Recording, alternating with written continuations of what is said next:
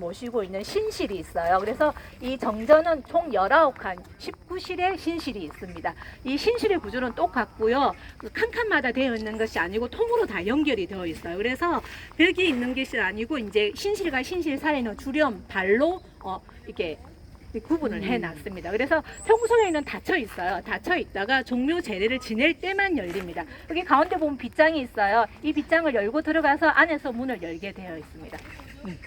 네, 그리고 이 정전은 그 상석이 딱 정해져 있어요. 상석 어딜까요? 퀴즈입니다. 동쪽, 서쪽, 가운데, 뭐 이렇게. 가운데, 또 동쪽, 또 서쪽, 서쪽. 네, 이 살아계시는 분은 동쪽이 상석이고요. 돌아가신 분은 서쪽이 상석이에요. 그것을 이제 서상제도라고 하는데 서쪽서 윗상제에서 서상제도라고 해요. 이것도 예법에 정해져 있습니다. 그래서 그 예법에 맞춰서 제1실, 제1칸에 조선을 건국하신 태조 이성계의 신주가 모셔져 있습니다. 그리고 마지막 19실 19칸에는 조선의 마지막 황제인 순종 황제의 이제 신주가 모셔져 있고요. 조선은 1대부터 27대까지 왕이 27분 계시죠. 그 중에서 2분은 종묘에 모시지를 못했어요. 예, 누구냐 하면 10대 연산군하고 15대 강해군인데, 연산군은 중종 반정으로, 강해군은 인조 반정으로 왕의 자리에서 쫓겨나게 됐어요. 그래서 2분은 종묘에 신주를 모시지 않았습니다. 그래서 2분 빼고 25분 하고 살아계실 때는 왕이 아니셨는데 돌아가셔서 왕이 되신 분이 9분이 계세요.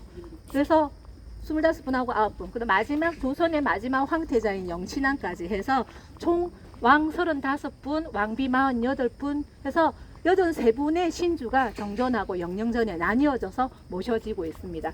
그리고 여기 이제 9실과 10실에 보면은 왕 한 분에 왕비 한 분이신데, 숙종은 왕 한 분에 왕비가 3분이세요. 아까 왕비가 83분이었죠. 88분이었죠. 왜 많으냐 하면은 이제 왕비가 아기를 낳다가 일찍 돌아가시고, 옛날에는 일찍 돌아가시는 분들 많았어요. 돌아가시거나 여러 가지 이유로 일찍 돌아가시게 되면 정식으로 새 왕비를 맞이하셨어요. 그래서 숙종 같은 경우는 정식 왕비가 3분이 계신 거예요. 그래서 같이 모셔졌고요.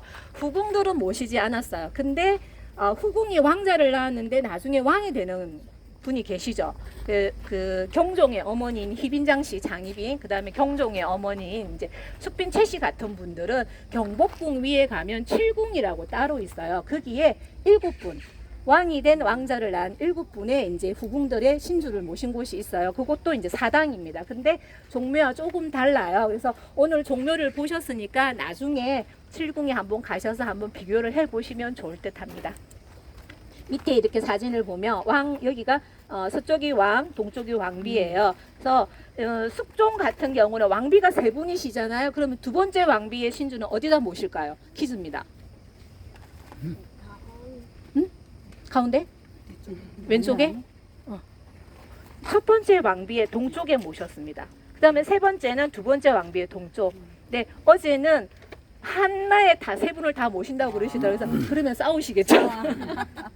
그래서 동쪽으로 모셨고요. 지금 이제 이 신주 위에 보면은 이렇게 천이 둘러져 있는데 모시천이에요. 왕은 흰색 모시천, 왕비는 이제 청색 모시천이 둘러져 있는데, 이 모시천은 머리에 쓰는 관을 상징을 해요. 관을 상징을 하고, 이 가운데 이제 구멍이 뚫려 있는데 이것을 규라고 해요. 조금 어려운 단어인데 규라고 하는데, 그게 하나만 뚫려 있는 게 아니고 위아래 좌우 6개가 뚫려 있어요. 그래서 요거는 혼이 자유롭게 드나들도록 만든 구멍입니다. 네, 그래서 여기가 안에 이렇게 되어 있지만 안에는 다 연결이 되어 있어요. 그래서 이 신주는 조상의 몸을 대신하는 거기 때문에 신성한 것으로 쳤고요. 그 다음에 돌아가신 이제 이 조상이 살아있는 것처럼 모셨어요. 그래서 조선은 전쟁이 여러 번 있었죠. 임진왜란 병자호란 때 왕이 피신을 갈 때도 제일 먼저 신주를 모시고 갔어요. 그래서 무사했습니다. 그래서 지금 이 신주들은 500년, 400년, 200년 전에 신주 그대로 모셔져 있는 거고요. 이 신주는 밤나무로 만들어져 있습니다. 그리고 우리들이 이제 정종, 태종, 세종 이런 이름들은 살아계실 때 이름이 아니고 돌아가시게 되면 이 신주 앞에다가 이름을 적게 돼요. 그래서 그거를 묘호라고 하는데 이 신주의 이름을 적었을 때 이름이에요. 그래서 세종, 태종은 돌아가시고 이 신주에 적는 이름이었습니다. 근데 아까 연산군 강해군은 모시지 않았기 때문에 왕 이름이 없고 그냥 연산군 강해군이에요. 그래서 왜 그러냐면 이 두 분들은 공묘에 모시지 않았기 때문에 신주가 없어 묘호를 받지를 못했습니다. 그래서 왕의 적자, 왕비에서 태어난 왕자는 대군이라고称해요.